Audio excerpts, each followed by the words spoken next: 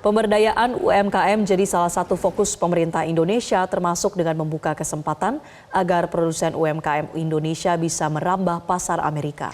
Kedutaan Besar Republik Indonesia di Washington DC menggelar business matching bagi UMKM dari Indonesia dengan sejumlah pebisnis Amerika sebagai rangkaian peringatan 75 tahun hubungan diplomatik Indonesia-Amerika Serikat.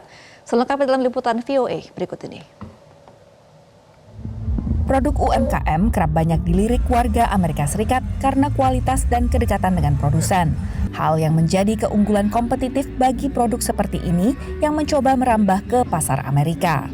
Forum Expanding Indonesia's Micro, Small, and Medium Enterprises in the U.S. Market bertujuan untuk mempertemukan pelaku usaha kedua negara. Asosiasi Dagang di Amerika menyambut positif upaya untuk meningkatkan volume perdagangan antara kedua negara. It is a fast changing world, and small business can be very quick to switch directions, and then they can be very nimble and easily navigate sometime. And also with different new technologies surging, and then it's easy to start small business, right, with the creative new ideas and the greater ecosystem that support the small business.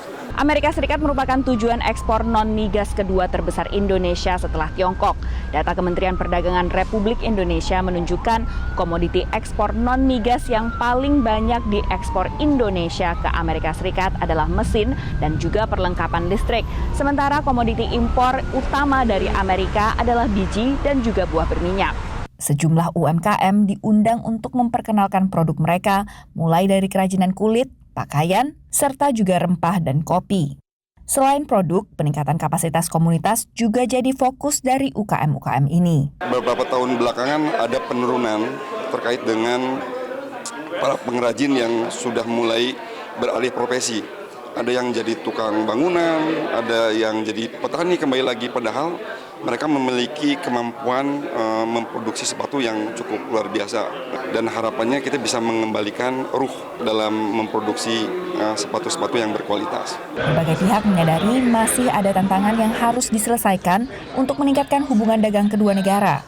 Apalagi kita mau ke market global ya, salah satunya US ya, itu kan butuh standarisasi, konsistensi secara kualitas dan kapasitas. Bagaimana para petani kita itu bisa menghasilkan produk yang konsisten sesuai dengan permintaan pasar. Tapi sekarang hambatan perdagangan itu banyak yang non tarif gitu. Jadi berbagai aturan teknis yang sangat memberatkan para eksportir.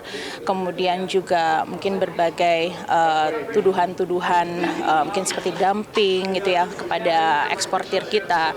Nah, ini memang peran dari KBRI Washington DC juga kita harus menangani dan mengawal berbagai hambatan ini agar ekspor kita lancar ke Amerika Serikat.